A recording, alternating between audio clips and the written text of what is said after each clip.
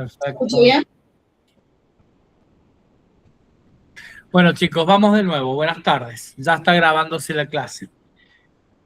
Tenemos el agrado con la profesora Francia de presentar a dos docentes de lujo. Forman parte del personal concursado de práctica profesional supervisada, aunque tienen antecedentes docentes envidiables por cualquiera de la casa. Además, son amigos míos fuera del trabajo.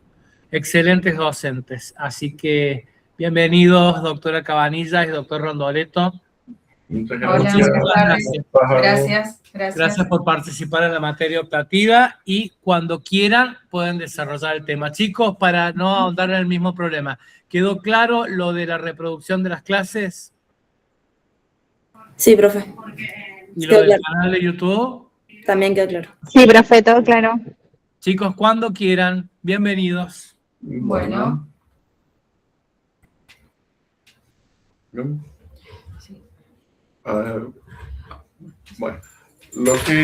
vamos a comenzar, chicos, con el abordaje del paciente médicamente comprometido y vamos a hablar un poco sobre lo que es signos vitales.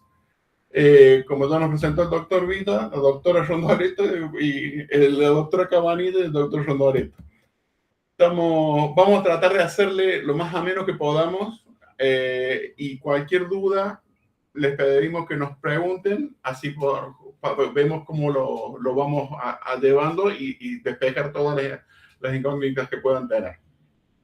Bueno, chicos, ¿por qué es importante saber los signos vitales en odontología cuando tenemos que atender a un paciente?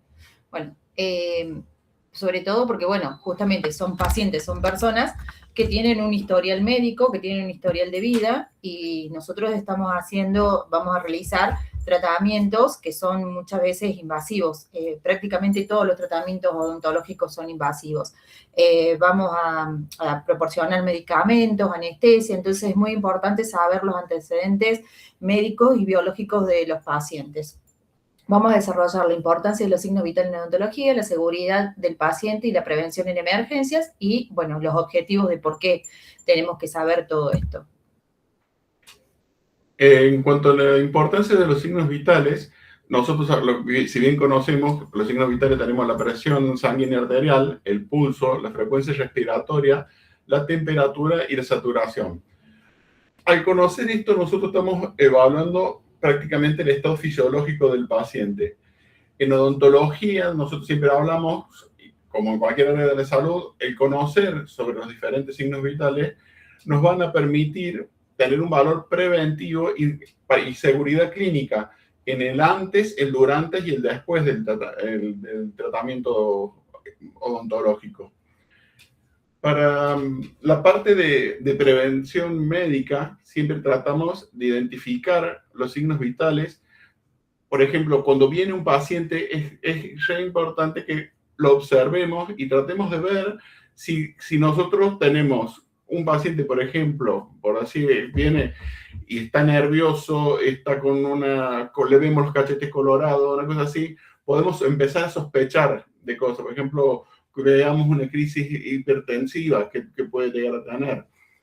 Tenemos que, bueno, tener en cuenta los valores normales de la presión arterial. La Organización ahora Mundial de la Salud y la Asociación Cardiológica Mundial en los últimos congresos han designado de que la presión arterial tiene que ser 120/80. Lo que se tomaba como normal, se consideraba normal 130, 90, no lo siguen considerando así porque dice que, bueno, todo el aparato circulatorio sufre mucho daño, justamente las paredes arteriales al tener un punto más de presión. Entonces ahora los cardiólogos y los médicos clínicos están tratando de que las personas sanas mantengan una presión arterial entre 120 y 80. También tenemos que recordar que los latidos por minuto, las pulsaciones van de 60 a 100 latidos por minuto. Eso también tenemos que tener en cuenta. ¿Para qué? Para poder saber si un paciente está con alguna alteración en su frecuencia cardíaca o en su presión arterial. Muchas veces, cuando tenemos una urgencia odontológica en el consultorio, es porque justamente ha habido cambios en la presión arterial y en la frecuencia cardíaca y en la respiración. Como dijo el doctor Rondoleto, ustedes se acordarán de semiología, de cuando les hacían leer el libro de Pressman, cómo debíamos identificar al paciente al ingresar al consultorio. Lo debíamos saludar, debíamos ver su marcha, si le extendíamos la mano, bueno, ver si tenía mano sudorosa, fría, temblorosa. En el caso de que le diéramos un beso también, vamos a ver su rostro. Y bueno, como dijo el doctor, si tiene los cachetes rubicundos, si está agitado, a lo mejor nosotros tenemos consultorio o el centro médico tiene escalera, entonces también eso, fijarnos si el paciente está agitado porque subió las escaleras o está agitado porque realmente viene agitado. Entonces son muchas cosas, muchos signos que son importantes que los tenemos que tener en cuenta. Ahora la mayoría de los consultorios tienen asistentes, tienen secretarias que son los que abren la puerta al paciente, pero el solo hecho ya de verlo sentado en la sala de espera, nosotros podemos observar algún cambio, y cuando el paciente se sienta en el sillón odontológico podemos observar cualquier tipo de alteración. Sí, bueno, como segundo punto tenemos la valoración preoperatoria y la anestesia local, que acá, bueno, la doctora Catalina Francia después nos va a sacar varias dudas de las anestesias. Tenemos que conocer los valores basales del paciente, que eso va a permitir si vamos a poder realizar la prestación odontológica en ese momento o si lo tenemos que posponer, dejar que el paciente se tranquilice o derivarlo al médico para que justamente controle sus signos vitales. La elección del anestésico local también tiene mucho que ver, que ya vamos a hablar de los diferentes tipos de anestesia. La cantidad de vasoconstrictor que tiene va a depender también del estado cardiovascular del paciente, la medicación que recibe, si es un paciente anticoagulado, si es un paciente hipertenso, si está inmunosuprimido. Entonces, bueno, todas esas cosas vamos a tener que tenerlas en cuenta. Carola, ¿sí? ¿Puedo hacer un aporte en relación a la diapositiva anterior para que quede integrado? Bueno, sí. Acerca de lo que estabas hablando en relación a los valores basales de la presión sanguínea arterial, y la anterior, Carolita. ¿Sí, esa? No, la que dice registro, esa, conocer los valores basales del paciente. Nosotros siempre insistimos en el hecho de registrar la presión sanguínea arterial del paciente, de modo de conocer sus cifras para que en el momento del acto intraoperatorio, si esas cifras, por situaciones relacionadas con el estrés o la ansiedad, superan el 20%, es riesgoso en el paciente hipertenso colocar anestesia con vasoconstrictor. Entonces, lo primero, eso. Y lo segundo, ¿cuál es la cantidad de vasoconstrictor que se puede colocar en un paciente con antecedentes de enfermedad cardiovascular? La cantidad en un paciente normal es 0,2 miligramos. Recuerden que un solo anestubo de 1 en 100.000 contienen 0,018 miligramos. O sea que para llegar a 0,2 miligramos, yo puedo colocar hasta 11 anestubos en un paciente normal. En cambio, en un paciente con antecedentes cardiovasculares, la cantidad máxima es 0,04.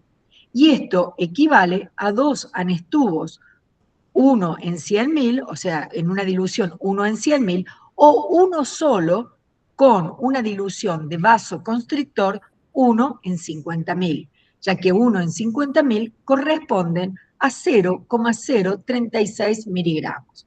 Estas cifras son muy importantes de tenerlas siempre a mano, la cantidad de anestubos que yo puedo colocar de acuerdo a la dilución del vasoconstrictor. Entonces, si los chicos lo anotan, para que lo puedan recordar, sería muy importante. Gracias, doctores, y disculpen la interrupción. No, por favor, doctora, lo que quiera aportar. Otra cosa, doctora, que también tenemos que remarcar, tiene que ver el peso y el sexo del paciente, porque no es lo mismo una mujer de 50 kilos a un, bueno, yo tendría 50 kilos hoy, pero 60 y pico tengo, y el doctor Rondolito que mide 1,80 m y pesa un poco más. 87. Claro, ustedes saben que cuando nosotros hablamos de dosis de los vasoconstrictores, perdón, de los anestésicos locales, el colega siempre nos dice un anestubo, eso es volumen. Cuando uno habla de una droga, uno la expresa a su magnitud, a su dosis, en unidades de peso. Entonces, ¿cuál es la dosis de lidocaína? 7 miligramos por kilogramo de peso, con un máximo absoluto de 500 miligramos por procedimiento. Esos 500 miligramos por procedimiento están calculados en base a un adulto, varón de 70 kilogramos de peso. Entonces, siempre tener en cuenta eso.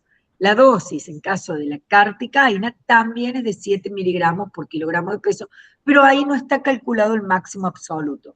No tenemos esas cifras por parte de la autoridad sanitaria. Entonces, eso me permitía hacer la aclaración. Perfecto. Bueno, perdón que interrumpí. Aparte, por más que sean 11 anestubos permitidos, el máximo, repito, una mujer de 20 años de 50 kilos o una mujer adulta mayor de 50 kilos, una persona de 80 años, no estaría haciendo lo aconsejable 11 anestubos. Claro. Y otra cuestión muy importante, ¿no? Nosotros estamos hablando de pacientes médicamente comprometidos y en el caso de pacientes con hepatopatías o insuficiencia renal, siempre hay que disminuir la dosis, usar lo mínimo indispensable. ¿Por qué? Porque en estos pacientes no están calculadas esas magnitudes, no tenemos una fórmula para hacerlo. Entonces, conocer profundamente el paciente nos va a permitir actuar con una mayor seguridad para el paciente y, por supuesto, para nosotros. Perfecto, Doc. Excelente. Bueno, volvemos ahí. Monitoreo intraoperatorio.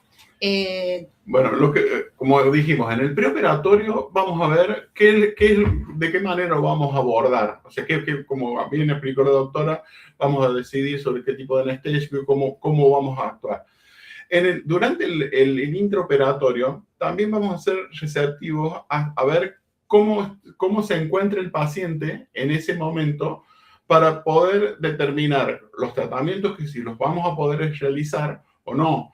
Por eso, conocer los signos vitales nos van a permitir, puede haber variaciones de distinta índole. Por ejemplo, puede haber variaciones de factor, por ejemplo, una bradicardia cuando un paciente que por medicamento o una taquicardia por también medicamentosa o por alimentos o fisiológicas, que hay que determinar si el paciente en el momento que lo vamos a tratar está en condiciones. Hablando, por ejemplo, del hipertenso, tomamos valores de referencia para saber y estar en condiciones si el paciente lo vamos a poder intervenir o si a veces es necesario suspender el tratamiento a realizar. Tomamos, por ejemplo, una presión, lo normal estamos hablando que son 120-80. Un paciente se habla que tiene una leve hipertensión con 90-130 y ya más de 140 nosotros tenemos que empezar a evaluar qué conducta seguimos. Si es un paciente que está comprometido y está medicado y sus valores vemos que lo dejamos un ratito tranquilo, le tenemos que brindar un ambiente cálido, seguro, donde también a lo mejor es el momento donde el paciente llega y se manifiesta sus nervios, pero si eso sigue en incremento, vamos a ir tomando diferentes tipos de medidas, desde la suspensión completa del acto odontológico hasta si supera los 180, 160 mililitros de mercurio, hasta la derivación clínica. Sí, perfecto. Como dice el doctor Rondolito, semiológicamente eso se le llama síndrome de guardapolvo blanco. Si bien nosotros ya no usamos guardapolvo blanco, pero el solo hecho de ingresar al consultorio, sentir el olor, sentir los ruidos, las turbinas, los tornos, los laboratorios, por más que uno tenga el ambiente climatizado, que tenga ricos perfumes en la sala de espera, el paciente siempre detecta el olor a consultorio, a clínica. Entonces, bueno, eso hay muchas personas que los predispone a que justamente le aumente la presión arterial o incluso a otros le dé baja de presión arterial. Entonces, lo recomendable es, bueno, tener siempre un tensiómetro, obviamente, en el consultorio, tomarle la presión, dejarlo que se tranquilice, como dijo el doctor Rondoletto, y bueno, se dicen que se toman 3 veces la presión en intervalos de 3, 4, 5 minutos, y si vemos que la presión no cede, no baja, no disminuye, bueno, directamente se suspende el acto odontológico y se lo deriva a su médico de cabecera para que haga todas las evaluaciones pertinentes. Bueno, y también lo que es muy importante es la evaluación postoperatoria, porque no es que yo vino el paciente, le saqué el diente, no le pasó nada y se fue a su casa y yo me fui también a mi casa y no pregunté nunca más nada. Estos pacientes hay que monitorearlos muy de cerca. Lo ideal es hacer, si en el caso que tengamos que realizar, por ejemplo, una extracción, hacerla a la mañana, temprano o no pasado el mediodía. Entonces, así nosotros nos da tiempo también para ver cómo evoluciona el paciente después del acto quirúrgico o del acto operatorio y también tener la posibilidad de, bueno, si hay que volver, hay que citarlo nuevamente o hay que derivarlo al médico, bueno, nos da el margen del tiempo para poder hacerlo. Y siempre, bueno, justamente aparte del tema médico, también la parte psicológica y la contención al paciente, que justamente lo hace un mensaje, un llamado por teléfono, consultándole al familiar que lo acompañó o al mismo paciente cómo se siente, si está bien. Eso también hace parte del acto odontológico. No termina solo con la prestación odontológica, sino con el seguimiento posterior. Muchas veces en estos tipos de pacientes que son comprometidos, lo que solemos hacer es pedirles que concurran acompañados para que justamente ante cualquier inconveniente el paciente es como que primero al tener una persona que lo acompaña siente mayor seguridad y después nosotros también tenemos otra forma de recurrir ante una diferente emergencia que nos pueden suceder. Y siempre es importante los registros clínicos y tienen que estar sí o sí plasmados en la historia clínica con la firma del paciente. Tenemos que incluir los signos vitales del paciente.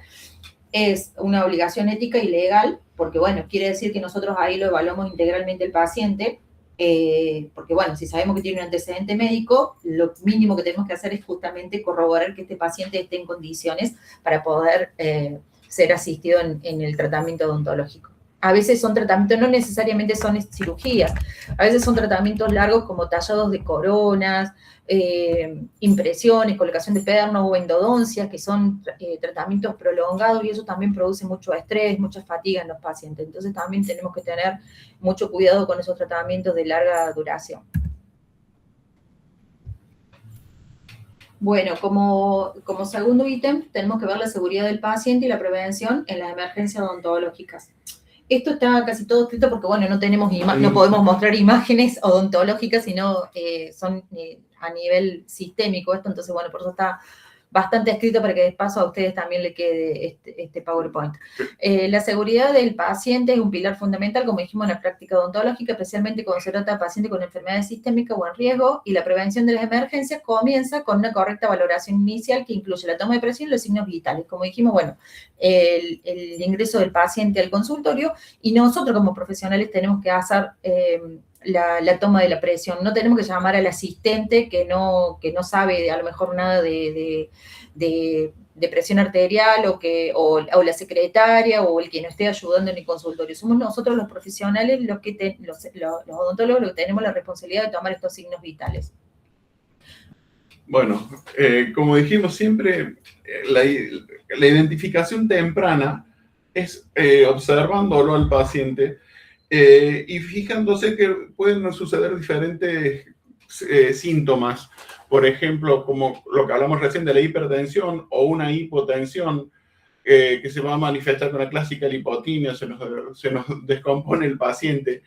Hay veces pacientes que nosotros lo vamos a notar y que está tembloroso, que está como con una actitud nerviosa. Es un paciente que generalmente tratamos de ver con un estetoscopio, si podemos controlar la frecuencia cardíaca y si no, tomándole el pulso para saber que esté dentro de parámetros normales.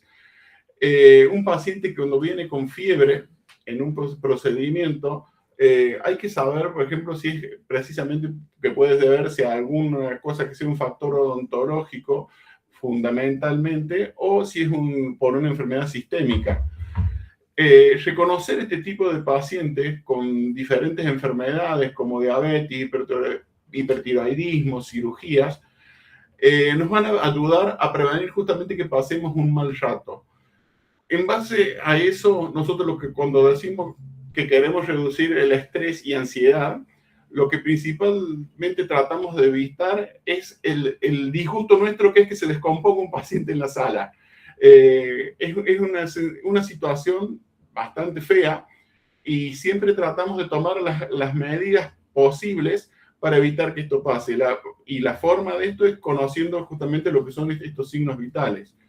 Por eso lo más importante es la consulta. Por ahí nosotros los odontólogos en la vorágine de atender pacientes, estar todo el día trabajando, las consultas las hacemos cada vez más cortas, prácticamente la historia clínica la llenan las asistentes, las secretarias, entonces somos nosotros los profesionales que tenemos que brindar el tiempo y tomarnos el tiempo para conocer al paciente. La primera consulta, como es el dicho, la primera impresión es la que cuenta. Bueno, la primera consulta, una consulta no puede durar menos de 30 minutos, porque uno tiene que conocer al paciente, tiene que tomar todos los datos filiatorios, los antecedentes biológicos, sociales, los antecedentes de enfermedades, patologías, y ahí uno también conoce al paciente, porque ahí detecta si tiene miedo. Vienen pacientes con, dice, ay, yo odio venir, apenas entran, dicen, yo odio venir al odontólogo, a mí me da miedo venir al odontólogo. Entonces uno ya sabe que con esos pacientes no podemos de entrada venir y ponerle la anestesia sin avisarle, sin decirle por qué tenemos que anestesiar, o que si hay que hacer una extracción, pero programarla, darle seguridad al paciente, porque eso hace que disminuya el estrés y la ansiedad. Y la ansiedad, ustedes saben que puede disparar dos cosas, o un pico de hipertensión o un síncope vasovagal. O sea, el paciente se nos puede desmayar, descompensar, y como dijo el doctor, es bastante desagradable. Por ahí el síncope vasovagal es un poquito tal vez más llevadero, porque bueno, uno lo puede estabilizar en el momento al paciente si no es algo muy, muy grave. Por ahí los picos hay que ya dirigirse al médico tratante para ver cómo hacer para bajar ese registro de presión arterial. Así que bueno, la primera consulta tiene que ser la más importante. La preparación del consultorio, como dijimos, tenemos que tener un tensiómetro. Bueno, ahora vienen los tensiómetros digitales, que son muy buenos. El oxímetro, que es el pulsioxímetro, que es, en pandemia en realidad creo que todos los consultorios nos equipamos con este tipo de instrumentos, porque justamente con la pandemia se medía la saturación de oxígeno, se medía la temperatura, muchos pacientes le medíamos la presión arterial. Bueno, el glucómetro particularmente yo no lo tengo, no lo he comprado nunca. No sé si hay muchos consultorios odontológicos que lo tengan, pero el paciente que es insulino dependiente por lo general lo tiene en su bolso, en su cartera. Entonces, si un paciente dice que es diabético, insulino dependiente, nosotros lo que hacemos es hacer que lo traiga siempre a la consulta odontológica, que se mida la glucosa antes de salir a su casa, y si vemos que está un poco alterado, le hacemos que se la mida acá en el consultorio. Y si es más, le vamos a colocar anestesia, vamos a hacer una extracción. Entonces, eso sí, el glucómetro particularmente es del paciente, digamos, el paciente es el que lo trae por lo general. Pero de ahí un tensiómetro, un estetoscopio y un oxímetro, todo consultorio debería tenerlo, ¿no? Claro. Y después la parte de medicación, que seguramente el doctor Villa ya lo dio y la doctora Catalina también, por ejemplo, la adrenalina, Benadryl, el corticoide, el ABC, que eso después hablará la doctora, una forma de colocarlo y de tenerlo, de almacenarlo. Bueno, en el caso del equipo uno tiene que estar entrenado con el tema del RCP. En nuestra facultad nosotros tenemos cursos. Yo creo que la mayoría de ustedes deben haber hecho un curso de RCP, por lo menos nosotros los docentes de práctica profesional todos tenemos realizado el curso de RCP, así que es muy importante también conocerlo. Tener sí o sí un servicio de emergencia, sí o sí tiene que haber un servicio de emergencia en el consultorio adherido, no podemos no tenerlo porque, bueno, ante una urgencia, mientras nosotros vamos haciendo las maniobras previas, vamos llamando al servicio de emergencia. Como dijimos, a veces en las urgencias es algo que ninguno queremos que pase, pero es muy importante saber cómo actuar cuando sucede. Si sucede, ojalá que nunca le suceda a ninguno, pero es importante saber cómo actuar. Por ejemplo, en pacientes que ustedes vean que se descomponen por la hipotimia, saben poner en posición supina o el tren del embudo, que le decimos habitualmente. Saber también en qué momento va a pasar, eso pasa a mayores, o sea, en qué momento es cuando vemos que un paciente se nos empieza a complicar la situación. Activar un protocolo de emergencia, como decimos, tener a mano, en todos los consultorios tenemos lo que es los servicios de emergencia, y llamar siempre a tiempo, el tiempo en estos casos siempre es fundamental. No sé si alguno de los doctores quiere aportar algo, doctor Villa, doctora. No. Bueno, el sistema de emergencia médica, como dijimos, no siempre... Simplemente recordarles a los chicos que en la clase que nos falta vamos a abordar un poquito este tema, sobre todo anafilaxia, así que se queden tranquilos que ya les vamos a dar información específica. Y recomendaciones para la construcción del botiquín en el consultorio. Perfecto. Sí, nosotros esto no lo abordamos porque sabemos que ustedes ya lo iban a dar o lo dieron, por eso no lo tomamos. La prevención de la responsabilidad profesional, bueno, nuestra responsabilidad profesional es toda, digamos, si nosotros tenemos el paciente dentro del consultorio, es nuestra responsabilidad de haber realizado una correcta historia clínica, una correcta semiología, semiotecnias y haber recaudado toda información del paciente.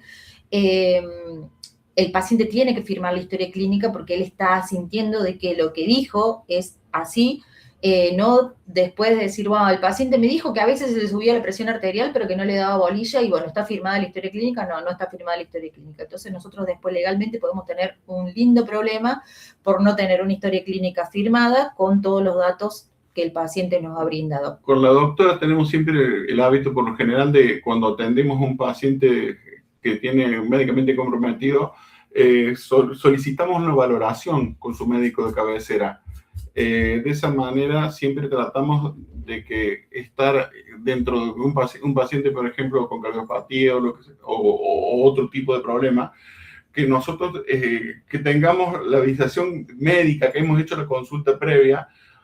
No es que nos quedemos solamente con eso, o sea, el paciente viene, nosotros tenemos la valoración de su médico de cabecera y nosotros vamos a atenderlo también como con cada paciente de esto con cierto recaudo, como se trata a todos los pacientes en general, pero con un poquito de mayor énfasis en la prevención, ¿no es cierto? Aparte, el paciente, cuando uno toma todos estos datos, recauda todos los datos de su patología, el paciente se siente seguro. Particularmente a mí me ha pasado de que uno le pregunta y le dice, bueno, la valoración, tenés los análisis, tenés el informe médico, me cuentan que han ido a otros consultorios y tal vez nunca le han preguntado de qué medicación toma. Nosotros no tenemos obligación de saber todas las drogas que hay a nivel de hipertensión o de diabetes, pero tenemos que tener un conocimiento básico. No sabemos algo, bueno, yo no conozco todos los remedios porque hay muchísimas marcas, entonces, bueno, yo le pido el nombre y yo después entro al Bademecum y miro qué tipo de medicación es, y si tengo dudas, consulto a algún médico amigo, si no, con el médico que trata al paciente. Uno no tiene por qué tener vergüenza ni miedo en consultar al médico qué tipo de medicación es, qué tipo de contraindicaciones tiene con nuestros tratamientos. Entonces nosotros siempre tenemos que estar seguros y eso le da una confianza plena al paciente, que ese paciente, cuando uno le brinda esa seguridad, termina siendo el paciente fiel que viene, ese paciente, y viene después todo el resto de la familia, los amigos, a nuestros consultorios. Sé que no es solo hacer una prestación odontológica, sino también es ganarse el paciente, ganarse la confianza y crear un vínculo entre el paciente y el profesional, porque pasa que en odontología por ahí es un paciente como golondrina, va y viene, y lo que uno tiene que hacer en el consultorio o en el lugar donde trabaje es fidelizar los pacientes, justamente que el paciente sea un paciente de uno de siempre, ¿no? Que ese paciente tenga la confianza para poder venir a asistirse con nosotros siempre. Bueno, en lo que nosotros, agregándole otra cosa, era conocer un conocimiento básico sobre los diferentes medicamentos que consume el paciente. Es muy común, por ejemplo, que en un hipertenso muchas veces notemos que tiene una bradicardia o que su frecuencia cardíaca suele estar disminuida. Y a veces se debe a que generalmente los pacientes suelen tomar beta bloqueantes. También hablamos de muchas veces el poder reconocer e interpretar estos signos vitales nos permiten tomar criterios para que nuestra práctica sea de mayor seguridad. O sea, que nosotros podamos, de lo que habló la doctora, o sea, que el paciente, nosotros tenemos que brindar esa seguridad para que el paciente esté tranquilo. Un paciente que nos tiene confianza, que está tranquilo, es mucho más fácil poder abordarlo clínicamente. Bueno, habíamos hablado también, bueno, que teníamos objetivos de por qué tenemos que tener en cuenta los pacientes con riesgo sistémico para la atención odontológica. Los objetivos, tenemos objetivos generales y objetivos específicos. Los generales, bueno, es reconocer, interpretar y actuar frente a las variaciones de los signos vitales en pacientes médicamente comprometidos, integrando criterios clínicos y de seguridad en la práctica odontológica. Eso es algo general que tenemos que saber para poder atender al paciente. Y después en los específicos tenemos varios. Entre ellos, definir y describir los principales signos vitales como pulso, presión arterial, temperatura corporal y sus valores normales en los diferentes grupos etarios. No es lo mismo la temperatura en un paciente de 20 años que la temperatura en una paciente que hace un rato atendí de 88 años. La paciente de 88 años, su temperatura siempre es menor, entonces también tenemos que crear un ambiente que esté acorde a los pacientes. Ahora hace mucho frío, entonces por ahí vino un chiquito de 18 años de manga corta y la paciente de 86 años abrigada, tapada hasta la cabeza, porque bueno, justamente las temperaturas y la percepción de la temperatura de cada cuerpo es diferente. Entonces nosotros también tenemos que tener el ambiente donde vamos a trabajar en condiciones, no digo que tengamos un termostato ni un termómetro ambiental para tener la temperatura en el consultorio, pero bueno, si es un paciente, tenemos la calefacción prendida, es un paciente que viene, es joven, todo con remera manga corta, bueno, bajaremos el calefactor o el aire acondicionado, y en el caso que sea una paciente adulta mayor, bueno, en este caso subir la temperatura ambiente, que eso también hace que el paciente se sienta confortable, se sienta bien, y justamente se relaje para poder hacer todo tratamiento odontológico. Son cosas que parecen pavadas, pero que en la práctica hacen mucho y ayudan un montón al que el paciente se sienta cómodo. Bueno, el tema del pulso y la presión arterial, si en el caso de un paciente joven que no tenga patología, no vamos a tener ningún tipo de inconveniente y en la práctica diaria no lo hacemos de tomar la temperatura y la presión, pero en el caso de adulto o una persona médicamente comprometida, sí tenemos que hacerlo. Tenemos que identificar las alteraciones clínicas y subclínicas de los signos vitales que requieren precaución durante la práctica odontológica. Por ejemplo, si nos dice que él se pone nervioso, este paciente se pone nervioso, y cuando se pone nervioso se le sube la presión, como hipertensión emocional. Entonces tenemos que justamente tratar de que el paciente esté lo más calmado posible para que no tenga esas subas de presiones. Analizar las causas fisiológicas, patológicas y farmacológicas que generan esta variación vital. A lo mejor justo también le cambiaron la medicación de la tensión arterial y bueno, viene y dice que no se siente tan bien, entonces por ahí, si no es un tratamiento de urgencia, posponerlo hasta que el paciente esté más equilibrado. Exactamente. También recordar con eso que habló la doctora del clima. Recuerden que el hipertenso con el frío, la vasoconstricción, generalmente suelen tener problemas con su medicación y aumenta la tensión. Al igual que con el calor suele bajar, es más frecuente las lipotimias. Pero siempre con un hipertenso, cuando estos climas tan fríos, y pregúntenle cuándo fue la última vez que fue su médico, si pasó mucho tiempo desde que fue, como para poder saber si estamos en el paciente que está más medianamente controlado con sus medicamentos o no. Por ejemplo, si es un paciente que es hipertenso, esta mañana hizo mucho frío, no le vamos a dar turno a las 8 de la mañana. Le daremos a las 10, a las 11, al mediodía, a la siesta, cosa de que el clima también sea un poco, acompañe un poco y sea un poco más agradable para que la atención a este paciente sea mejor. No le vamos a dar a las 7, a las 8 de la noche, 7 de la tarde, 8 de la noche, porque también hace mucho frío. Entonces también tiene que ver mucho el tema del clima, la temperatura ambiental, para justamente poder llegar a una atención más agradable al paciente, ¿no? también tenemos que reconocer la importancia circulatoria en la práctica clínica, especialmente la detección temprana de eventos agudos como el infarto de miocardio. Bueno, acá si quería contar algo del infarto. Sí, recuerden que generalmente cuando vamos a tener pacientes que han tenido este tipo de patologías, son pacientes que seguramente están anticoagulados o están tomando simplemente un disgregante plaquetario como son las aspirinetas, que la gran mayoría de los pacientes toman una aspirineta. Bueno, de todo modo, para intervenir o realizar cualquier tipo de prestación odontológica tenemos que tener el ok del médico. Sabemos que un paciente con infarto de miocardio mínimamente 6 meses y algunos dicen que 1 año no podemos realizarle prestaciones, sobre todo depuraciones, eliminación de caries. Hay como 2 líneas muy marcadas que algunos dicen 6 meses, otros dicen 1 año para poder hacer alguna intervención en los pacientes que hayan sufrido un infarto de miocardio.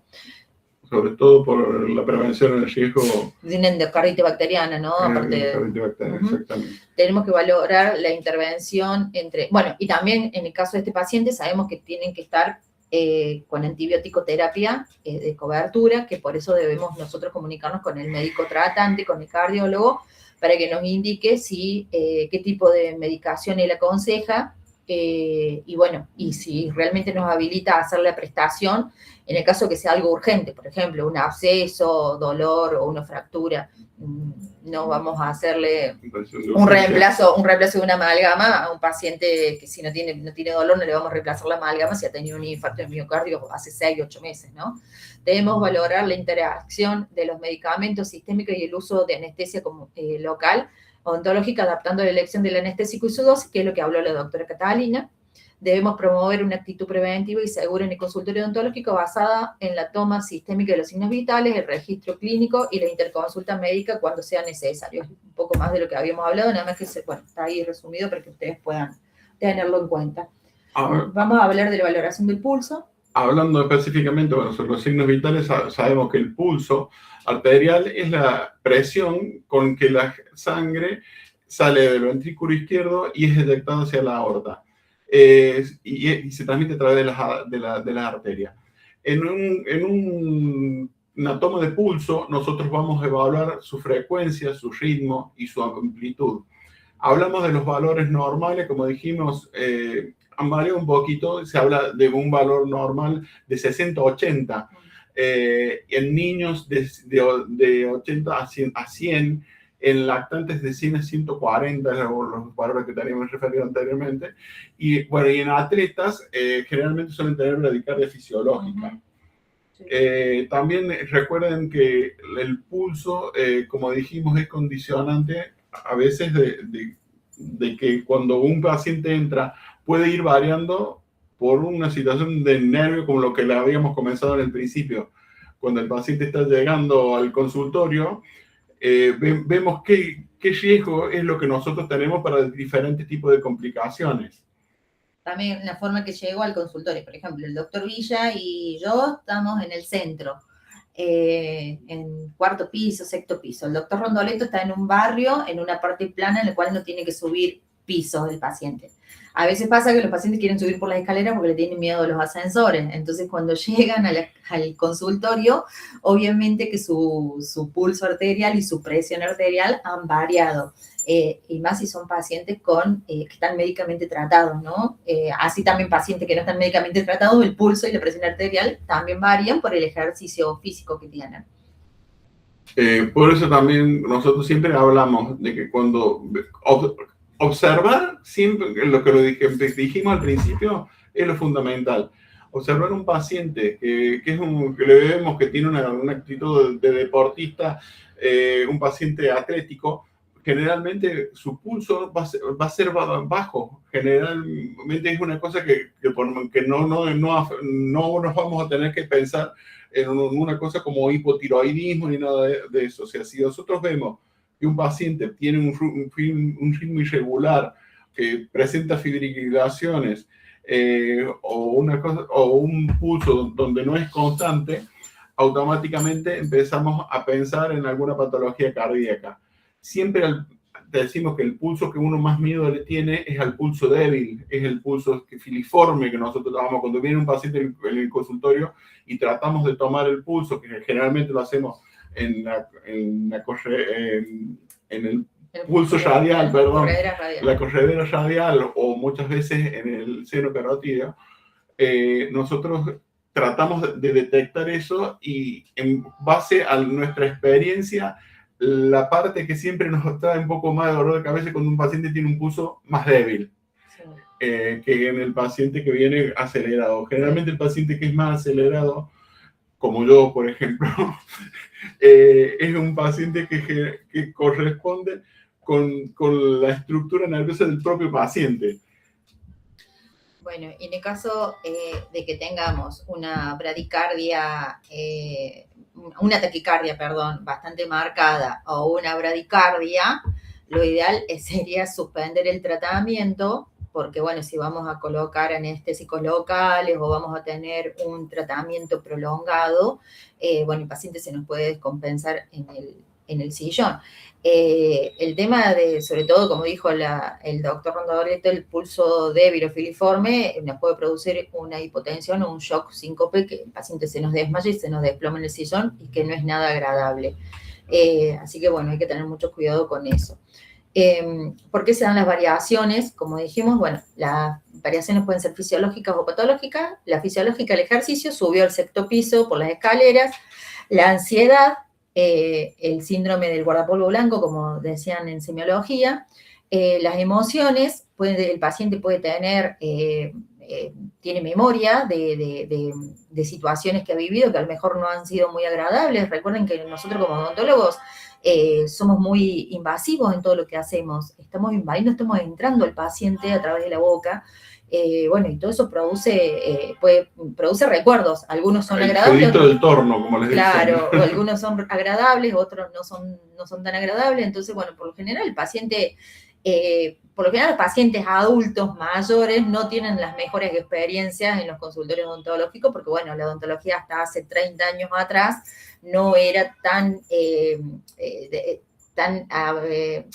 englobada y tan cuidada como es ahora. Antes era como que llegaban y abrían la boca y anestesiaban y el torno ese apedal que hacía un ruido tremendo. Entonces, bueno, muchos comentan ese tipo de recuerdos, claro, experiencias traumáticas. Y bueno, en el caso de un paciente que le ingeste café o tabaco, y también hay otro tema que no lo dicen los pacientes cuando nosotros les preguntamos, ¿fumas? Y dicen no, pero consumen porro, marihuana. Eso también altera el ciclo de los pulsos y eso también puede hacer que el paciente tenga una taquicardia o incluso también una bradicardia, depende de la cantidad que haya fumado o cómo le haya caído, pegado ese cigarrillo. Me ha pasado muchas veces que el paciente está ansioso y es porque ha fumado un porro ha fumado marihuana antes de la consulta odontológica. Entonces, bueno, entonces hay que saber manejar esas situaciones porque justamente eso ellos lo toman como que no es un cigarrillo, como que no es algo que lo tranquiliza y que es algo natural, porque bueno, es hierba, pero no es natural, o sea, y no produce los mejores efectos para una atención odontológica. Por eso es tan importante siempre el observar, volvemos siempre a la perla donde empezamos, el observar cuando llegue el paciente, ver cómo se comporta, escucharlo, ver cómo habla, cómo se expresa con nosotros, observando hasta la dilatación de la pupila. Sí, la mirada del paciente. Una mirada firme, una mirada perdida, o sea, son muchísimas las cosas que nosotros tenemos que tener en cuenta cuando se sienta un paciente, o sea, desde cosas que pueden ser enfermedades propiamente dichas, a hábitos o cuestiones que suceden en el momento, como bien dijo la doctora, por recuerdos o por sensaciones que percibe el paciente en el momento. Bueno, y también las variaciones pueden ser patológicas, como dijimos, insuficiencia cardíaca, fiebre, arritmia, sepsis, hemorragia y shock. Respecto a la fiebre, como que después de la pandemia la gente quedó como bastante consciente de que si tiene fiebre o si le duele la garganta, no viene al odontólogo, cancela y cambia el turno. Épocas anteriores a la pandemia, más de una vez han venido los pacientes con mucha gripe, con mucha fiebre y a veces uno los atendía porque, bueno, la urgencia de atenderlo, o porque ya el paciente no quería volver otro turno. Entonces, bueno, ahora es como que la pandemia algo bueno dejó, que el paciente tomó conciencia, que sabe que si tiene fiebre, no debe asistir a la consulta odontológica. Farmacológica, bueno, aumenta la frecuencia de taquicardia, simpáticos miméticos, que son los broncodilatadores, por ejemplo, los pacientes asmáticos, el hipotiroidismo inducido por fármacos, que pueden disminuir la frecuencia, bradicardia, los beta bloqueantes, antiarrítmicos, opioides, bueno, en el caso de que fumen o que consumen alguna droga. Y patológicas, bueno, el hipertiroidismo puede producir una taquicardia persistente, el hipotiroidismo produce una bradicardia. Ustedes saben que el hipertiroideo es como que es el paciente ansioso, que anda rápido, que anda al palo todo el día, que es un paciente sudoroso, un paciente hiperkinético. Y el hipotiroidismo, bueno, la frecuencia cardíaca está disminuida, y es el paciente tranquilo, el paciente pachorro, el paciente que tiene toda la tranquilidad, y que, bueno, que ese paciente es riesgoso a que produzca también una lipotimia. Cardiopatías isquémicas o valvulares que pueden producir arritmia, un paciente que tenga alguna patología cardíaca y que, bueno, que no esté controlado, que no esté tratado. La ansiedad y el síndrome vasovagal, la bradicardia con la lipotimia, que hablamos ahí del tema de las emociones del paciente. Bueno, con respecto a la presión arterial, también como ya hemos ido hablando un poquito de cada cosa de esto, pero bueno, recordarán que es la fuerza con que la sangre circula a través de los vasos.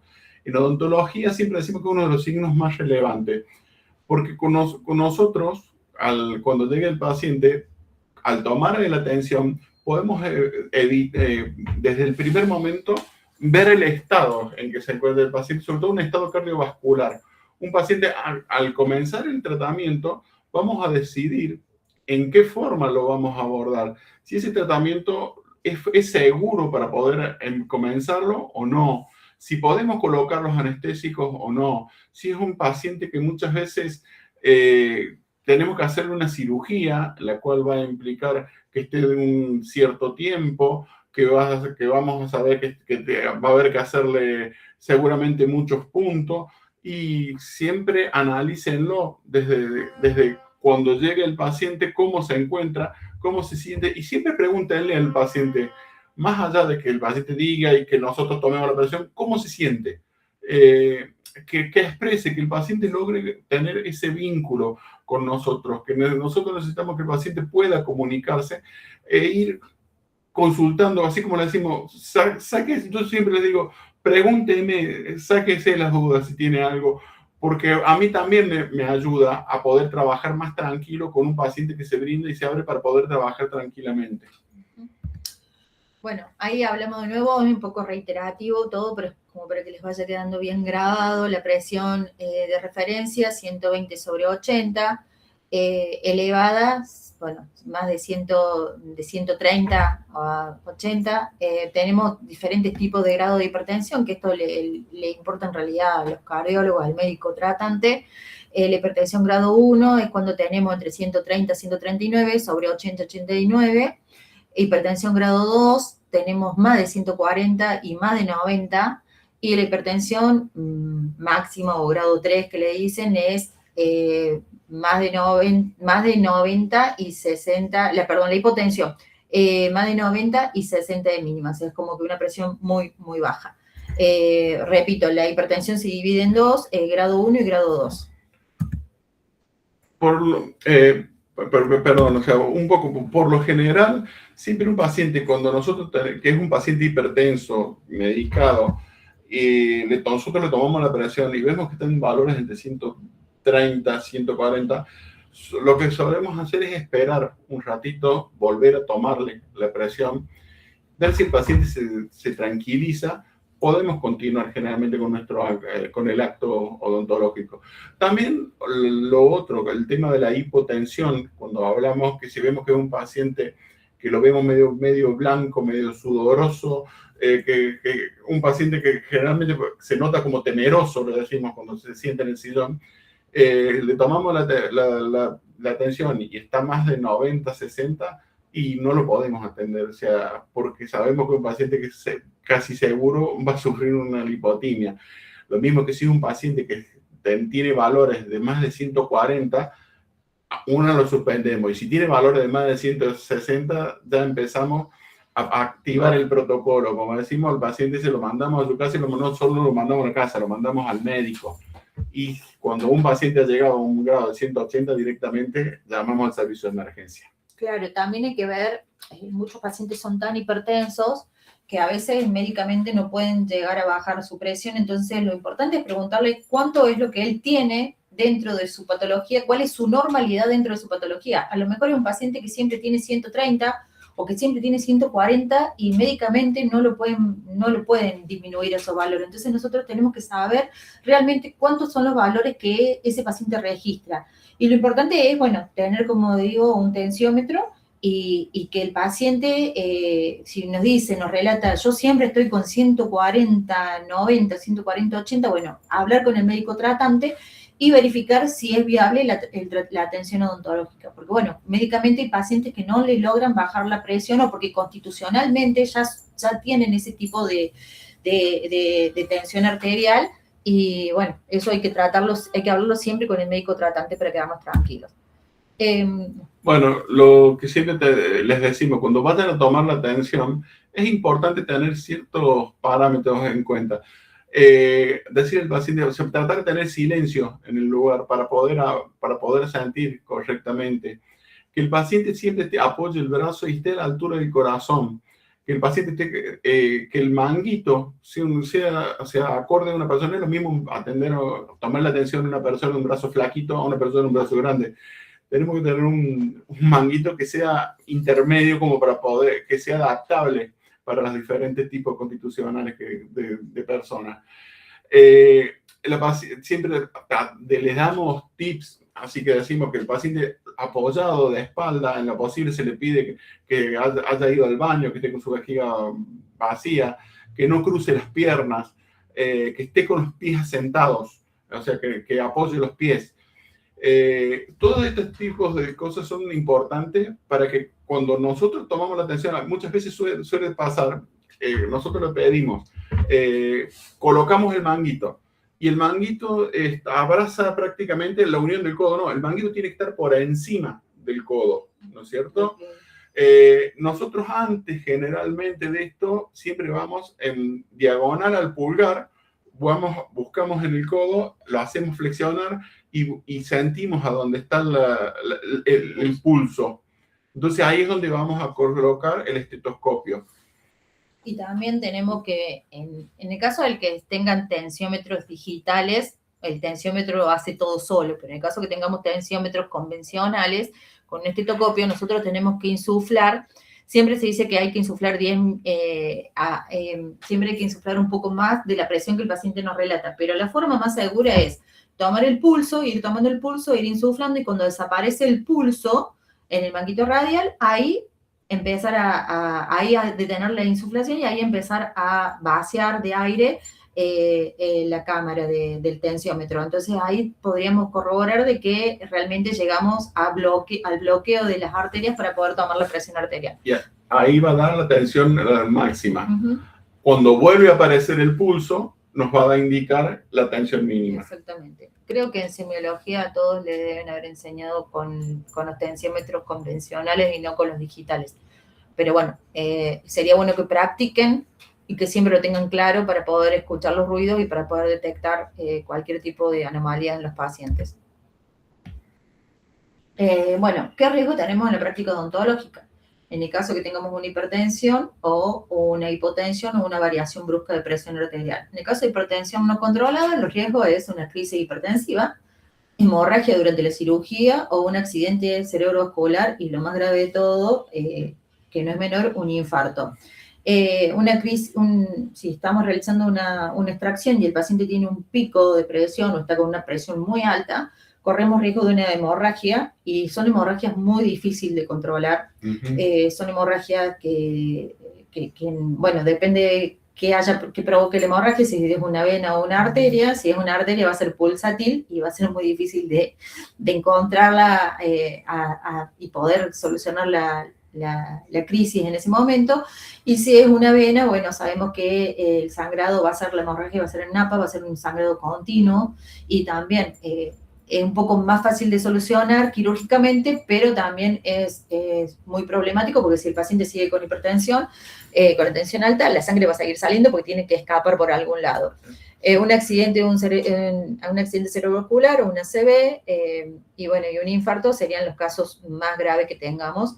En el caso de que se haga una cirugía y no podamos parar la hemorragia, bueno, hay que directamente cargar al paciente y ir a una guardia de un hospital, de una clínica, para poder solucionar el tema, porque a veces, bueno, son tan grandes, es mucha la hemorragia que no se puede parar ahí. Entonces, bueno, hay que hacer ya a nivel sistémico medicación para justamente poder disminuir esa presión arterial. Sí. En los primeros pasos, generalmente lo que nosotros siempre le hacemos es una compresión, vamos haciendo la compresión y vamos controlando.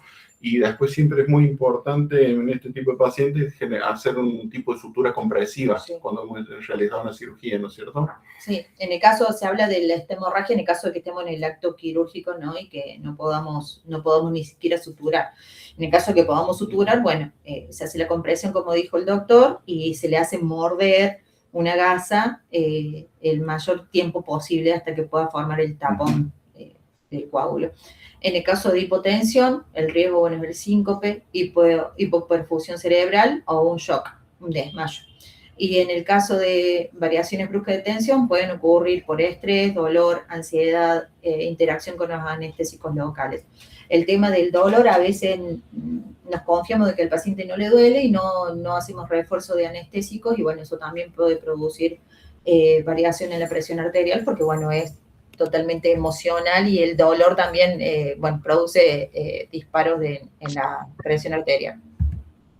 Caro, un segundito, un pequeño aporte.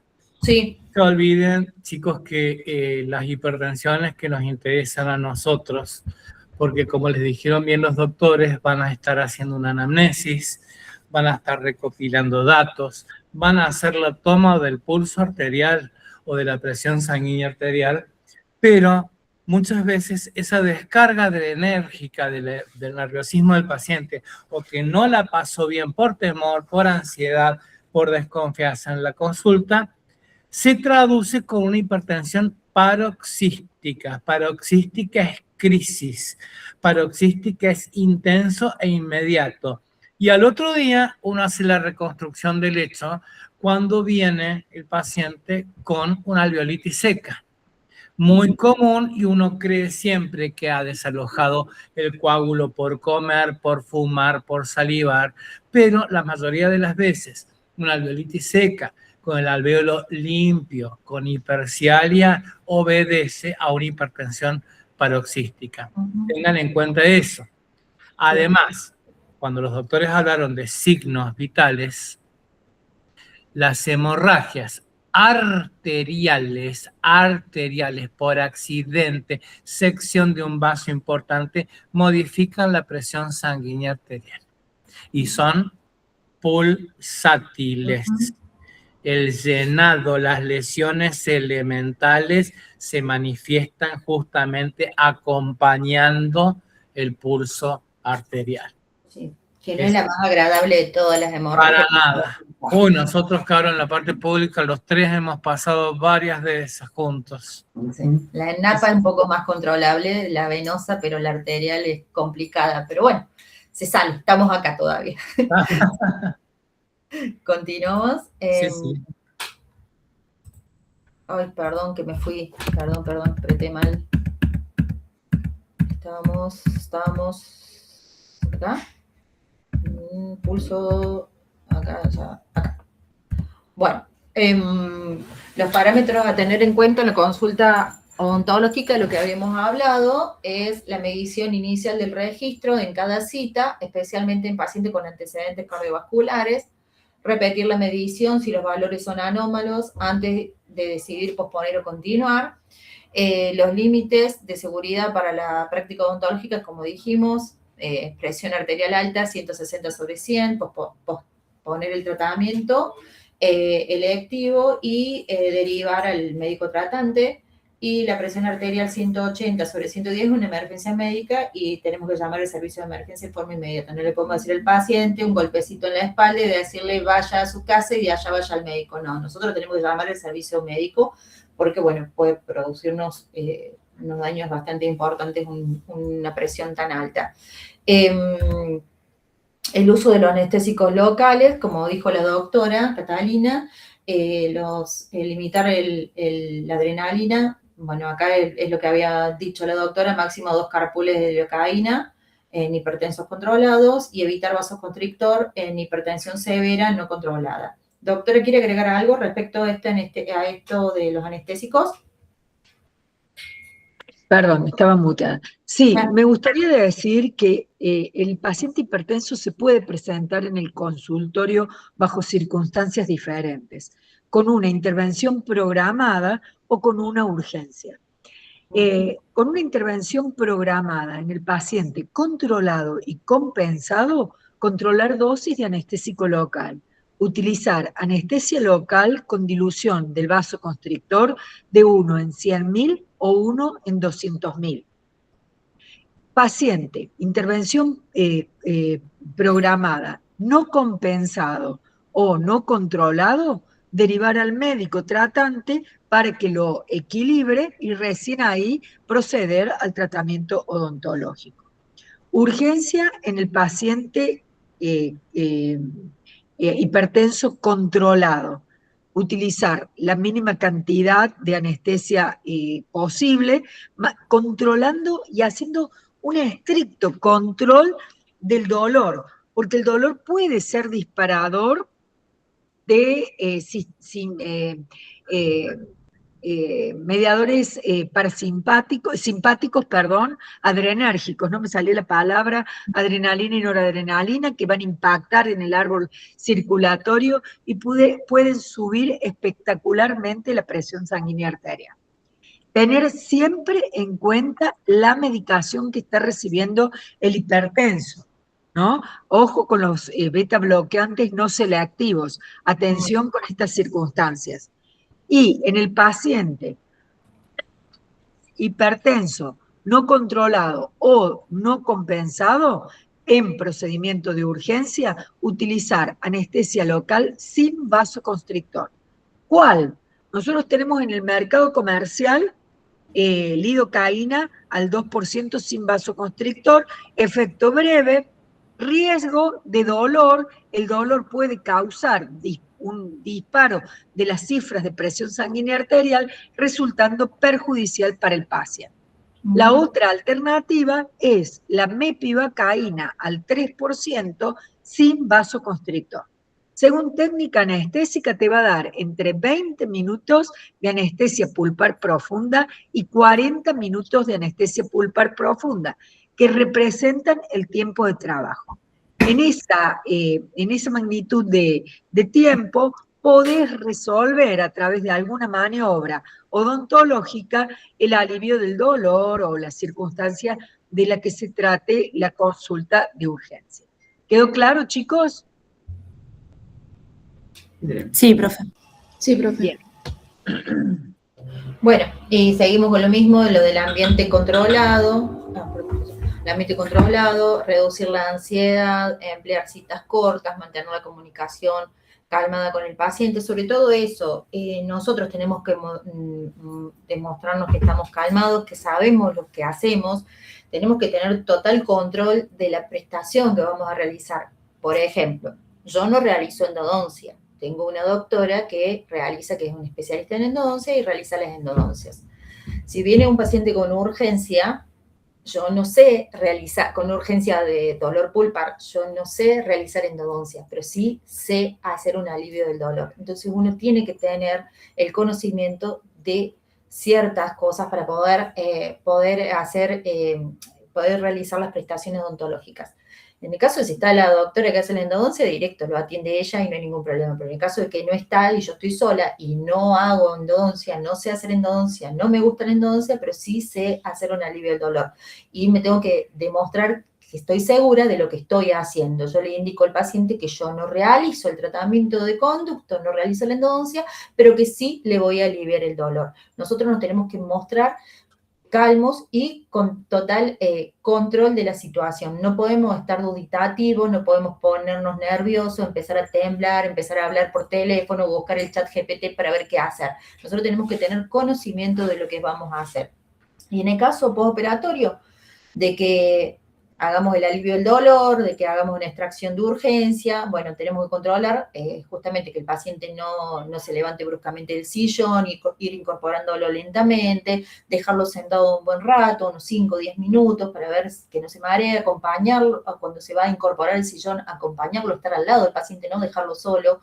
En el caso de que si hay un sangrado excesivo, controlar eso. Y bueno, ver también si no hay síntomas neurológicos como pérdida no de conocimiento, pero que el paciente se ve perdido, que no sabe dónde está. Eso suele pasar también cuando hay alteraciones en la presión arterial o cuando hay una lipotimia, en el caso este.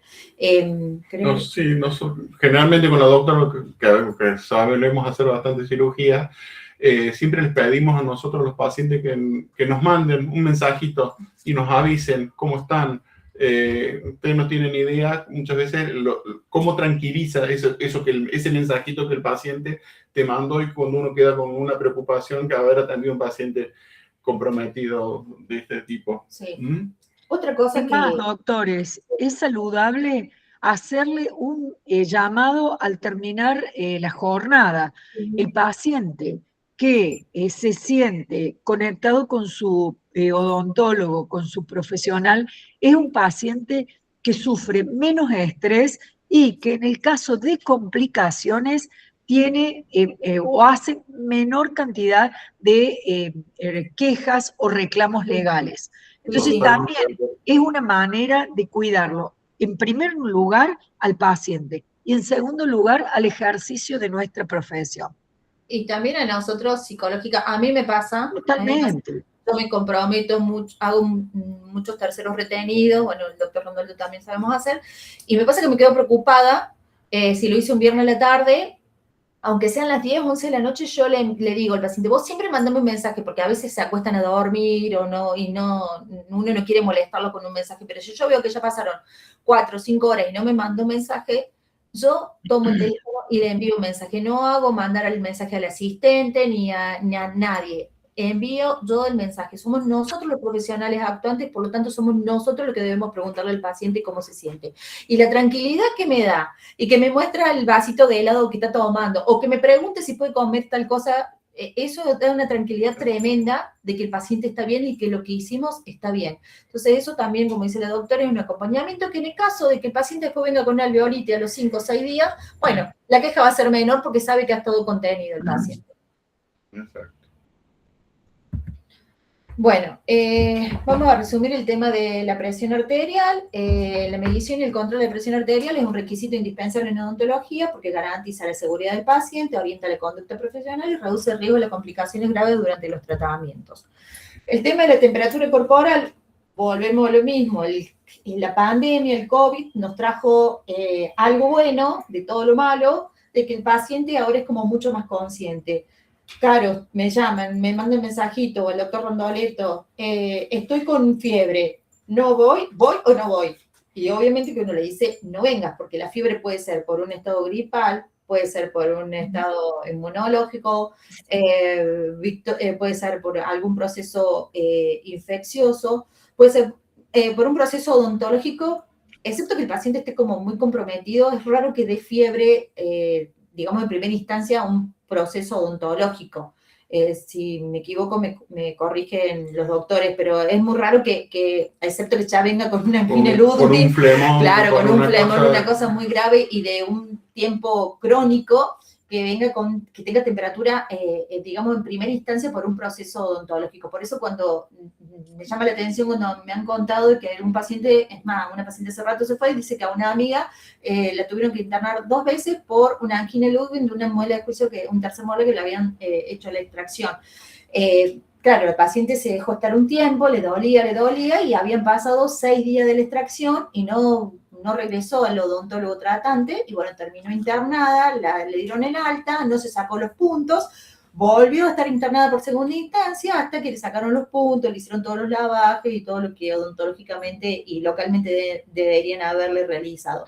Por eso tenemos que tener mucho cuidado con estos pacientes, porque bueno, si un paciente relata que ya tiene temperatura, directamente no tenemos ni que tocarlo, ver por qué puede ser la temperatura. Nadie nos dice, mira, tuve con dolor de garganta o tuve una infección en alguna parte del cuerpo, o me están haciendo algún tratamiento inmunológico, un paciente que tenga cáncer.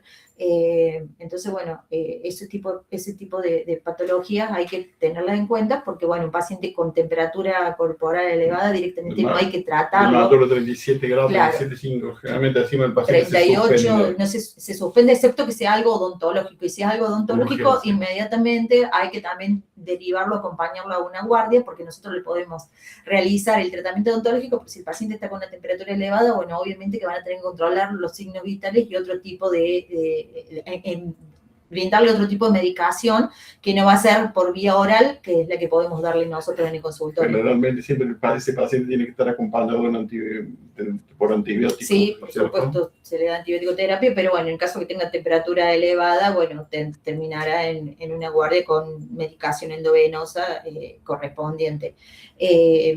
Bueno, es fundamental la evaluación preoperatoria, ya que la fiebre, bueno, o la hipotermia pueden aumentar el riesgo quirúrgico. La baja de temperatura también es importante, sobre todo en los pacientes inmunosuprimidos o los pacientes adultos mayores. Como dijimos, los pacientes adultos mayores la temperatura siempre baja bastante y les baja de golpe la temperatura, es como que se descompensan rápidamente. Bueno, hay que orientarse al diagnóstico si son infecciones odontogénicas agudas, por ejemplo, un absceso va a requerir un tratamiento inmediato. La referencia de los valores, como dijo el doctor, la normalidad es de 36 a 37.2 grados, febrícula es de 37.3 a 37.5, ahora tenemos termómetros digitales, entonces podemos ver con exactitud la temperatura, fiebre 37.5 y bueno, una hipotermia, estamos hablando de menos 35 grados, pero muy raro que vaya a concurrir un paciente a la consulta odontológica con un estado de hipotermia tan grave. Por lo general suele desmayarse o descompensarse en la casa.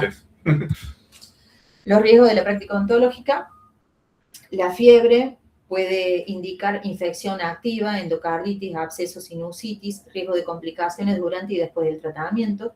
La febrícula persiste a alerta de procesos inflamatorios o enfermedades sistémicas subclínicas y la hipotermia disminuye la respuesta inmunológica, puede asociarse a shock, sepsis o una exposición prolongada. Bueno, los parámetros que tenemos que tener en cuenta para la consulta odontológica es, bueno, registrar la temperatura inicial en pacientes médicamente comprometidos y en todos los procedimientos quirúrgicos. Todos creo que tenemos ya un termómetro digital en el consultorio que quedó de la pandemia, así que no cuesta nada, ni un minuto nos lleva a tomar la temperatura, nada, son segundos. Posponer el tratamiento electivos en pacientes con fiebre de 37.5, bueno, hasta conocer la causa y controlarla. Descartar infecciones odontogénicas agudas cuando la fiebre se acompaña de dolor, inflamación o trismo. Manejo de antibióticos y drenaje si es necesario, si hay un absceso, ¿no? Atender urgencias en infecciones agudas, controlar la vía aérea, evaluar la extensión de la infección y coordinar con el médico si el paciente presenta fiebre alta. Como dijimos, en el caso de que, por ejemplo, esta paciente que le hicieron una extracción de un molar, un tercer molar, cuando ya acudió al odontólogo tratante ya tenía inflamado toda la zona del gonion, toda la zona del cuello, ya se le expandía la zona hasta la zona del esternón, ya tenía trismo, ya no podía abrir la boca, ya no podía casi tragar. Entonces, bueno, esto obviamente que amerita que vayamos a una consulta médica, a una guardia, ¿no? Al observar, generalmente vamos a ver una zona enrojecida, y al tocar con la mano, es como dice, o sea, ir sectorizando. En esa parte vamos a notar un aumento de la temperatura. Es importante que nosotros sepamos también, cuando vemos un paciente con esta característica, en mi caso generalmente lo que suelo hacer es la palpación inmediata de ganglio. Sí, y aparte en la zona de la tumefacción, del aumento de volumen, va a haber aumento de volumen, va a haber inflamación, y por lo general hay Codec positivo, quiere decir que hay una inflamación con acúmulo de líquido, que siempre está de la mano acompañada, que va de un proceso infeccioso, ¿no? En el caso que haya sido una extracción, Con una ¿no? adenopatía. Sí, y adenopatía. Puede haber una principal y adenopatías satélites, pero bueno, eso inmediatamente hay que acudir a la guardia con el paciente, tratar de resolver la situación odontológica si se puede en el momento, y si no, acompañar al paciente a una guardia médica, y cuando ya resuelvan y estabilicen al paciente sistémicamente, recién ahí poder realizar el acto odontológico si quedara algún resto radicular o en el caso de que sea una alveolitis. La prevención en postquirúrgico es, bueno, monitorear la temperatura y detectar las infecciones secundarias. En síntesis, la temperatura corporal es un indicador clave del estado infeccioso e inmunológico del paciente. Su control en odontología permite diferenciar entre procedimientos seguros y aquellos que deben postergarse y derivarse. El abordaje odontológico en las diferentes patologías cardíacas mayores. Bueno, Caro, un segundito. Sí, Yo creo que acá lo importante para ir capítulo sobre capítulo que tienen que rescatar nuestros chicos, y no lo digo como perito del colegio odontológico, sino como profesional, es el acompañamiento constante. Uno responde a la propedéutica clínica, todas las maniobras previas antes de ejercer una praxis en el paciente tienen que ser impecables, depuradas y lo más completo posible. Nunca me voy a olvidar cuando empezó el brote de neumonía, no de COVID. Hago un clareamiento dental, lo que se le dice vulgarmente blanqueamiento, y a la noche, yo trabajaba con la doctora Cabanillas todavía, a la noche me llama la paciente: doctora, ¿es normal que tenga fiebre alta, 39, 40 por el blanqueamiento? No lo relacionaría. Pero ¿cómo puede ser? La historia clínica estaba completa. Los métodos directos de diagnóstico los habíamos realizado a conciencia. Los métodos indirectos y el examen de los signos vitales los habíamos realizado y la paciente estaba controlada y compensada. Después, llama a los 2 días que estaba incubando una neumonía, pero fíjense ustedes, gracias a Dios, una paciente comunicativa, y estuvo el consultorio acompañando a la paciente. Pero ¿cuál era el metamensaje? Dios no lo permita, tuvieran un disgusto con algún paciente que atribuye el dolo o la culpa al profesional, ustedes siempre tienen que tener las herramientas de conciencia, moral y escrita. La historia clínica tiene que ser minuciosamente realizada, completa, porque así tiene el respaldo legal. Eso nomás, doctora. Por eso volvemos a lo mismo, doctor, que la primera consulta es la más importante, porque es donde se crea el vínculo, donde comienza el inicio de la relación paciente-profesional. Si nosotros no realizamos una primera consulta detallada, minuciosa y brindándole el tiempo que corresponde y que cada paciente requiere, cada paciente es único. Hay pacientes que en 5 minutos les sacamos todo y nos dijeron todo y nos contaron hasta del tatarabuelo. Y después hay otros pacientes que nos van contando sesión a sesión, que, pero también me operaron de esto, y en la historia clínica cuando uno le preguntó cirugías previas, dijeron no, porque algunos se olvidaron, otros le dieron vergüenza contar, o simplemente lo bloquearon, no lo dieron como importante. Entonces, bueno, es muy importante siempre tener el diálogo con el paciente y la historia clínica, realizarla en la primera consulta y, bueno, dejar plasmado todo lo que el paciente padece y que tiene que estar firmado por el paciente, porque el paciente está asintiendo que lo que dijo es real. Me ha pasado muchas veces de que cuando le digo, bueno, ahora fírmame esto, que es tu historia clínica, ¿y qué es? Y es todo lo que vos me dijiste, que no sos hipertenso, que no tenés problema con... pero a mí una vez cuando yo era chico, cuando le digo que tiene que firmar, a mí me operaron del corazón de una válvula, pero ya me dijeron que no pasaba nada, porque eso fue cuando era chico. Entonces, bueno, ahí ya toman conciencia y cuando uno le dice, fírmame que lo que estás diciendo es así, ahí ya empiezan a decir otras cosas que tienen que bueno, que ellos lo dieron por obvio, lo dieron porque no importa, porque me pasó cuando fui chiquito, me pasó hace más de 10 años, entonces, bueno, no le dan importancia, o por ejemplo una hepatitis, no, porque fue hepatitis A, me dijeron que no importa, y bueno, no declaran que han tenido hepatitis también, entonces eso es muy importante, como dijo el doctor, el tener la historia clínica detallada y como corresponde. Bueno, cuando hablamos de pacientes con insuficiencia cardíaca, estamos hablando que son pacientes cuya incapacidad del corazón para bombear la suficiente cantidad de sangre y oxígeno hacia los tejidos. ¿Cómo lo vamos a observar? Nosotros tenemos que observar al paciente y se puede manifestar de diversas formas. Un paciente que cardiológicamente comprometido pueden presentar disnea, fatiga, edema, aumento de la frecuencia. Esto nos va a traer los riesgos posibles en la consulta odontológica. Como hemos dicho, siempre tratamos de tener una conducta preventiva ante todo. Nosotros vemos cuando un paciente, hay determinados tipos de pacientes, por ejemplo, que tienen, como dice ahí, la intolerancia al estrés, y cuando es ese tipo de paciente tenemos que tratar de evitar los tratamientos prolongados, hacer sesiones cortas, brindar ambientes más cálidos, como se suele decir, o sea, que el paciente se sienta cómodo cuando entra. Hay pacientes que mayormente presentan más riesgo, son los pacientes que tienen arritmia, que nosotros notamos cuando tomamos la atención. Si tenemos los oídos más o menos agudizados, te das cuenta cuando la pulsación o la frecuencia suele tener algún saltito, empezamos a sospechar. Generalmente, todo este tipo de pacientes, cuando ya vienen con este letrerito que tienen algún tipo de insuficiencia o nos comunican, nosotros como dijimos anteriormente, lo que tratamos de pedir es una valoración clínica con su médico de cabecera.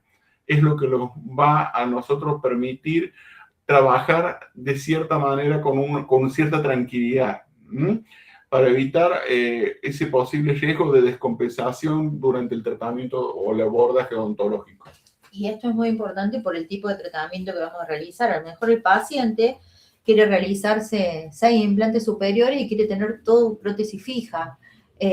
Obviamente que en estos pacientes va a haber que valorarlo muy bien porque si no se puede realizar, bueno, seguirá con una prótesis removible, bien adaptada a una prótesis nueva, pero no puede que el paciente tenga el capricho o la necesidad de colocarse prótesis fija, a realizar un tratamiento de largas horas de cirugía o de largas horas de tallado de pilares de diente para colocar coronas. A veces son pacientes que lamentablemente tenemos que resolverlo con una odontología como muy básica y muy poco invasiva. Y bueno, cada paciente tiene una historia de vida y tiene una historia dentaria, una historia de su boca. Si son pacientes adultos que vienen con prótesis adaptadas y se cansaron de tener prótesis y quieren hacerse algo fijo, bueno, hay que valorarlo muy bien porque por ahí uno, por el dinero, por la ganancia que tiene o por el afán de rehabilitar y decir, bueno, voy a colocar implante, voy a colocar prótesis fija, tomamos ese riesgo de rehabilitar de esta manera al paciente. Bueno, tenemos que tener mucho cuidado porque ha pasado en colegas de que le han colocado 6 implantes al paciente porque el paciente quería, el paciente tenía compromiso cardíaco y bueno, han tenido descompensación en el consultorio y como decimos, no es lo más lindo tener un paciente que se desmaye, un paciente que se le suba la presión, un paciente que se ponga ansioso, no es nada agradable y bueno, a veces nosotros por el afán de realizar el tratamiento odontológico no estamos mirando al paciente. Bueno, como dijimos, los cuidados odontológicos que yo lo dije al principio, citas cortas, horarios matutinos con ambiente tranquilo, no que estén, si tienen otro consultorio o si tienen consultorio en su casa, que estén a los gritos los chicos, que estén, que pase el perro ladrando, siempre tiene que ser un ambiente tranquilo, que tenga buena iluminación, que tenga buen olor, que no haya olor a dentista, olor a consultorio, olor a hospital, que a veces hay olor a alcohol. Es importante que haya perfume de ambiente, que eso también tranquiliza a los pacientes. Tiene que estar el paciente semisentado, no acostado completamente, porque eso también dificulta la respiración. Evitar, bueno, como dijimos, los anestésicos de altas dosis de adrenalina, volvemos a repetir los 2 anestubos, monitorear la presión arterial, el pulso antes y durante el procedimiento.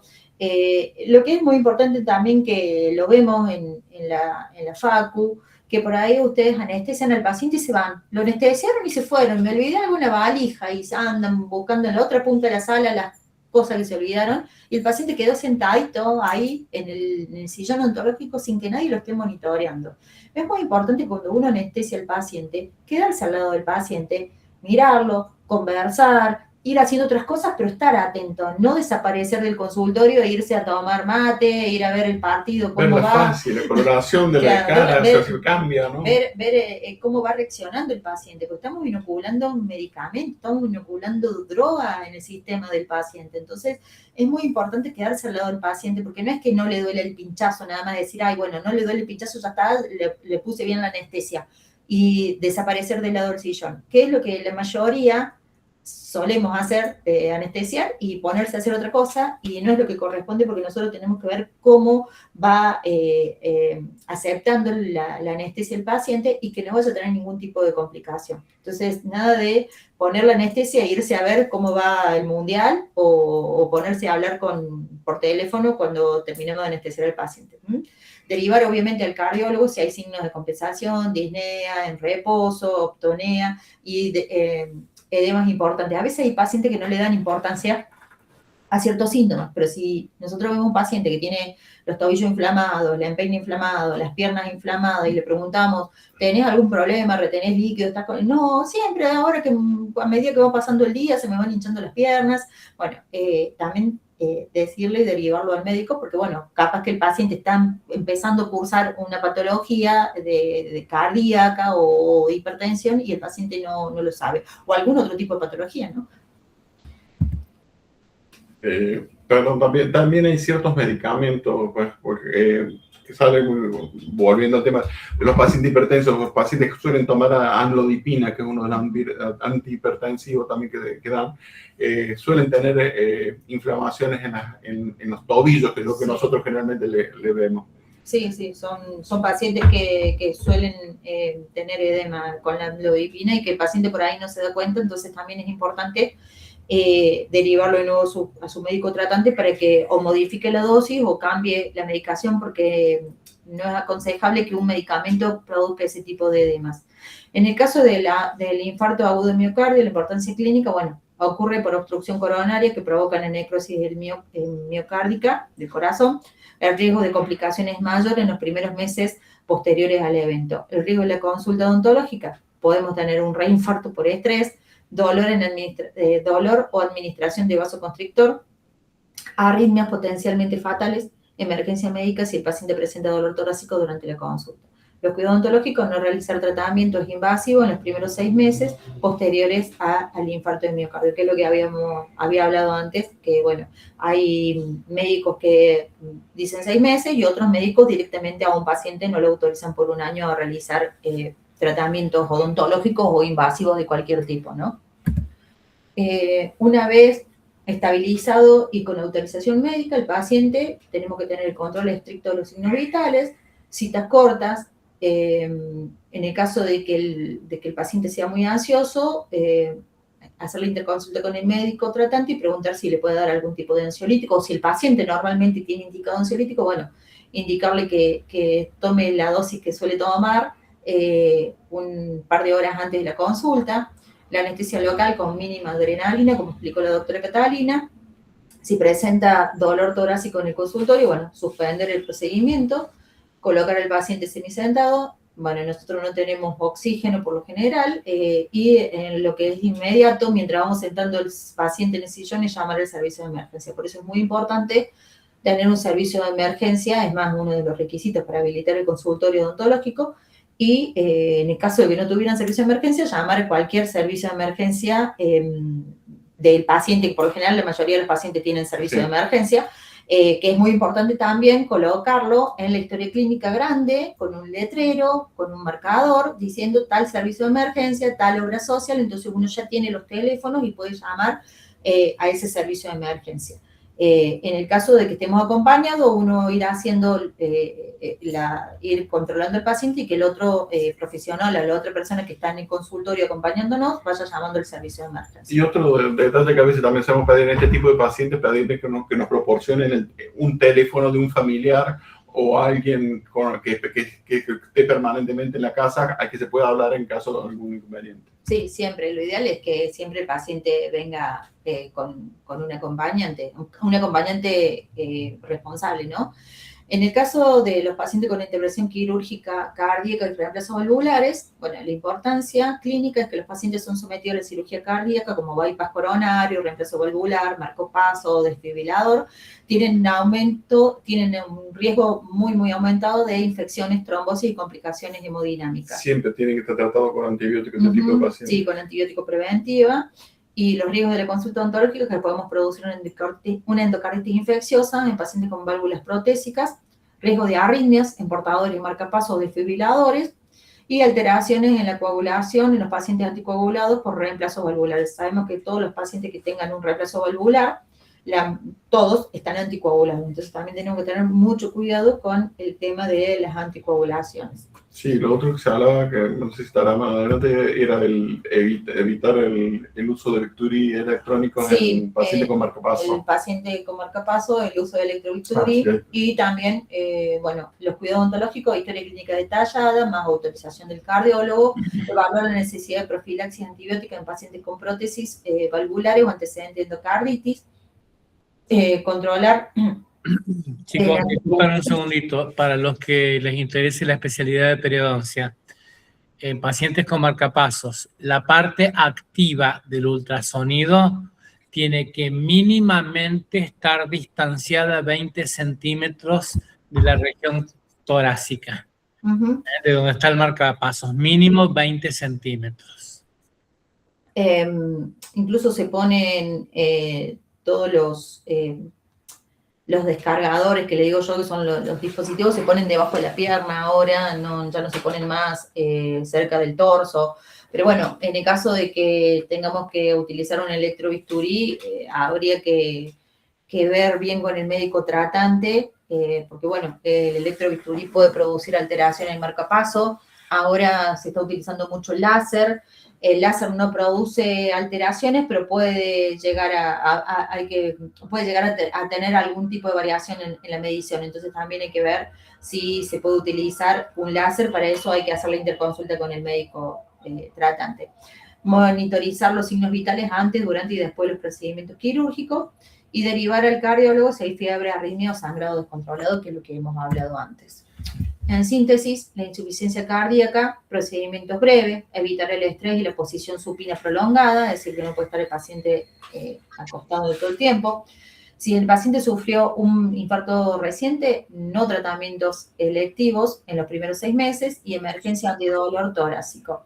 Obviamente que si el paciente antes de los 6 meses tiene una urgencia odontológica, se deberá hablar en forma inmediata con el médico tratante o en la clínica donde lo puedan asistir para ver si está la autorización de poder realizar la práctica odontológica.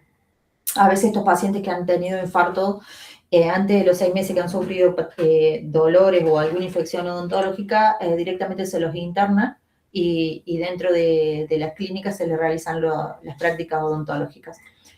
Bueno, un poco como decimos en síntesis, también creo que hemos sido reiterativos en muchas cosas que empezamos desde el principio a decir y después se fueron reiterando a lo largo de la clase que hemos presentado.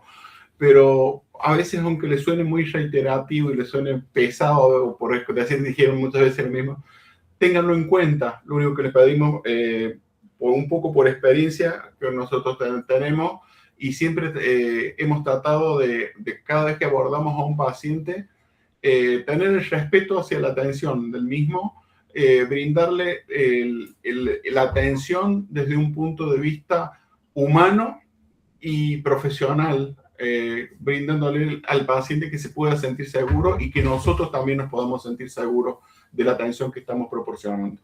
Bueno, también en el infarto, como dijimos, si tiene menos de 6 meses, evitar todo tipo de tratamiento odontológico, excepto que sea una urgencia, y si le podemos tratar en una clínica, mejor.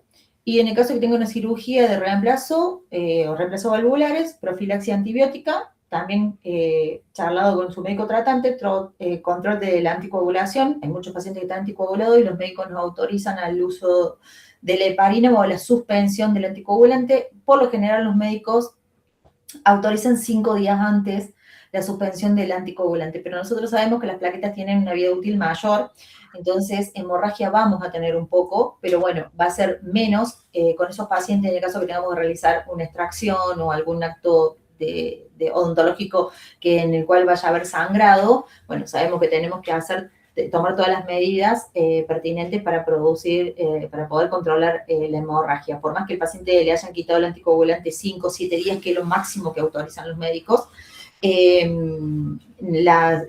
hemorragia. En menor grado, pero hay hemorragia ante un acto quirúrgico. Y hay pacientes que directamente los médicos no autorizan la suspensión del anticoagulante, y bueno, en esos casos los médicos autorizan el uso de la heparina, que por lo general se lo colocan media hora antes del acto odontológico, y le trae la heparina al paciente al consultorio, y bueno, muchas veces se lo coloca el mismo paciente la dosis, o viene con un familiar, o a veces a mí me ha pasado de un paciente de confianza de tener que inyectársela yo en el abdomen, pero bueno, bajo supervisión médica, estrictamente supervisado por el médico, y las dosis que el médico indica. Nosotros no tenemos autoridad ni potestad para suspender los anticoagulantes, ni para indicar heparina, ni nada parecido. Así que eso tenemos que tenerlo muy en cuenta, que nosotros ante pacientes de riesgo tenemos que tener la interconsulta con el médico tratante. Como dijo el doctor Rondoletto, fue muy reiterativo muchas cosas, pero esto hace a que después ustedes no tengan sorpresas, no tengan miedo, y que si les sucede una situación, podamos salir, o que tengan los conocimientos, o que sepan a quién llamar en el momento de la urgencia, y que bueno, que no pasen un mal rato, porque no solo pasa el mal rato el paciente, no solo tienen problemas con el paciente, con los familiares, sino que después ustedes psicológicamente quedan muy tocados, los odontólogos quedamos muy alterados ante situaciones de urgencia, y bueno, y por ahí nos replanteamos si seguimos o no seguimos con la carrera, con la profesión, porque bueno, son situaciones un poco choqueantes, traumáticas. Entonces bueno, si nosotros tenemos el conocimiento de lo que puede suceder y de cómo lo podemos resolver, indistintamente de que nosotros los podamos resolver, porque a lo mejor una hemorragia sabemos que tenemos que suturar y tenemos que hacer un tapón con gasa, con agua oxigenada, pero no lo podemos resolver porque el paciente sigue con hemorragia. Bueno, sabemos que tenemos que llamar al servicio de emergencia, o subirlo nosotros al auto, al taxi, lo que sea, y trasladarlo a una guardia. Entonces, eso es importante, de no perder el control de la situación. Siempre tenemos que tener el control de la situación, y la forma de tener el control de la situación es teniendo el conocimiento. Si no tenemos el conocimiento, no sabemos cómo proceder. Exactamente. Así que bueno, acá nosotros le vamos a dejar la bibliografía de lo que hemos consultado. Este PowerPoint fue realizado el año pasado, o sea que muchas diferencias no hay, excepto lo de la presión arterial, lo de los pulsos.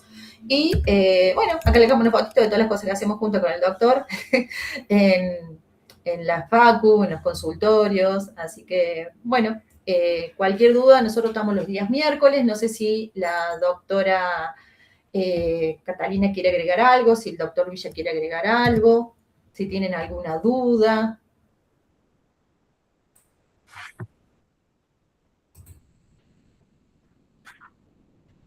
No, por mi parte, decirles solamente que los felicito, que fue una clase que yo creo que nos hace falta a todos los que estamos en la profesión, como los que dentro de pocos días, en realidad, van a ser nuestros colegas.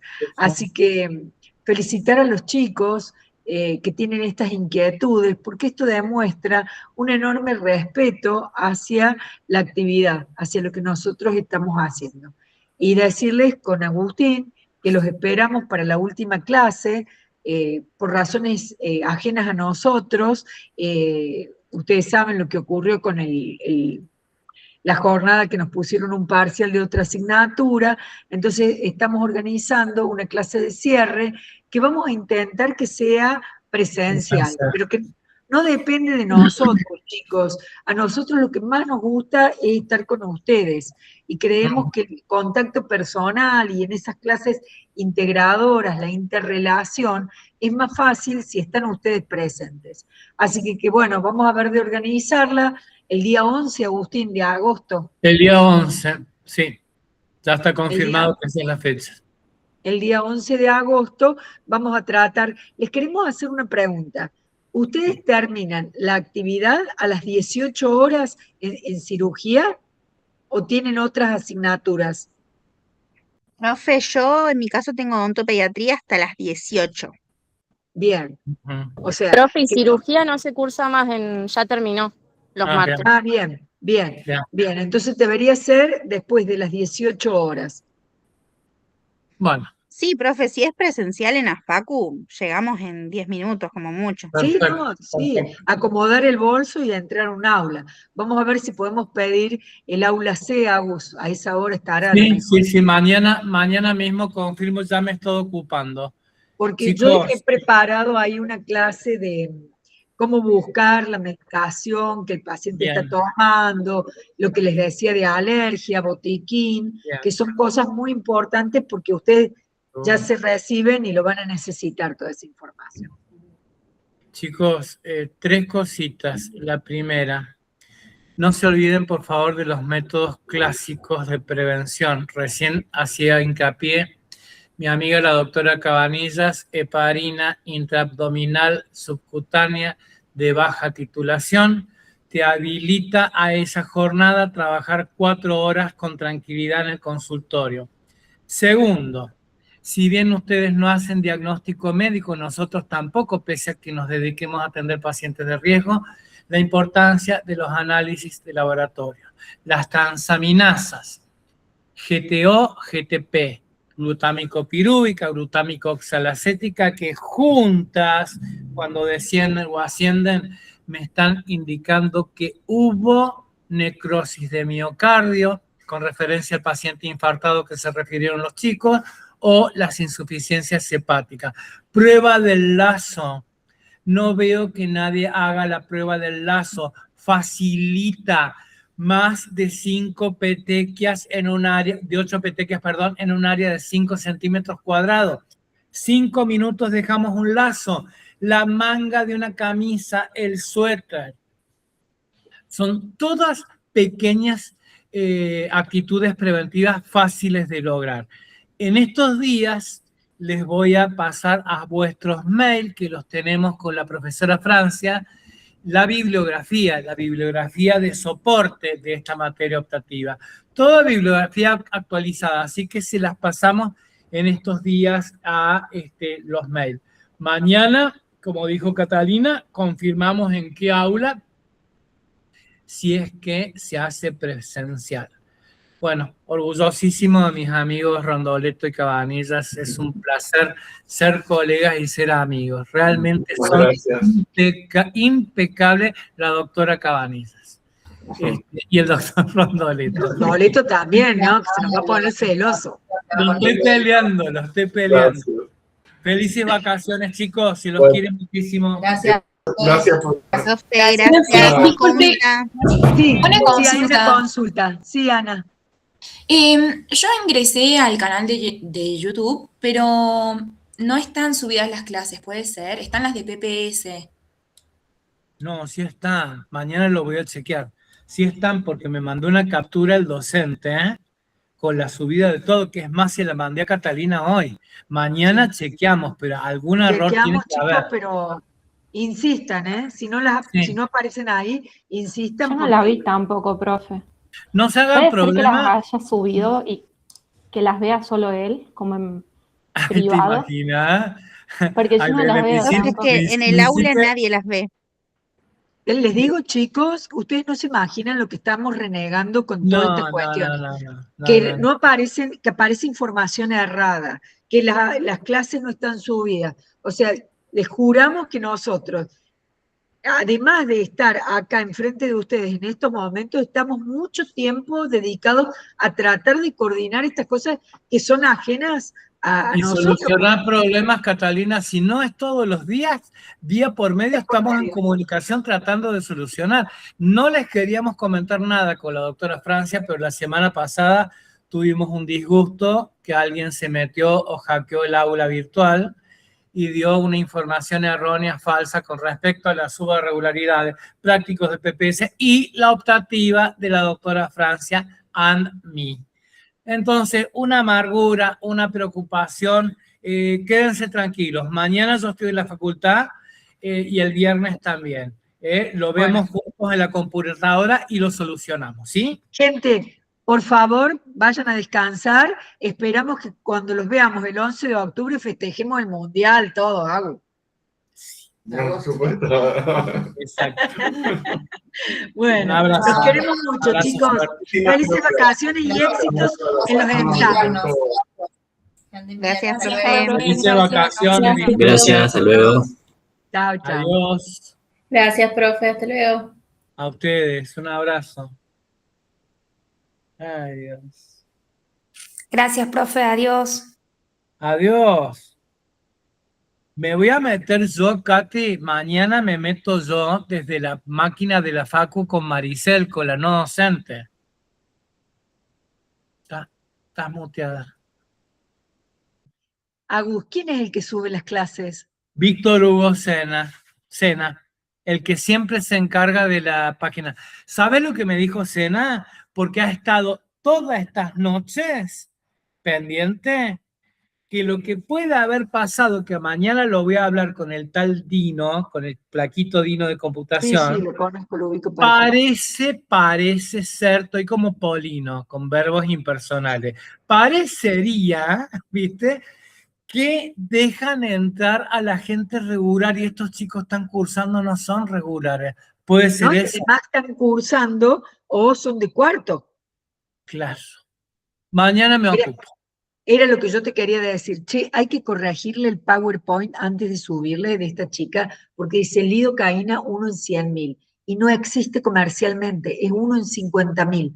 Es carticaína 1 en 100.000. O sea, que ponga carticaína o que haga una Ahora le digo. salvedad. O que haga, Ahora yo no la quise corregir en... No, obvio. Escúchame, para cerrar una cosa, espérate que ponga detener grabación. Un segundo.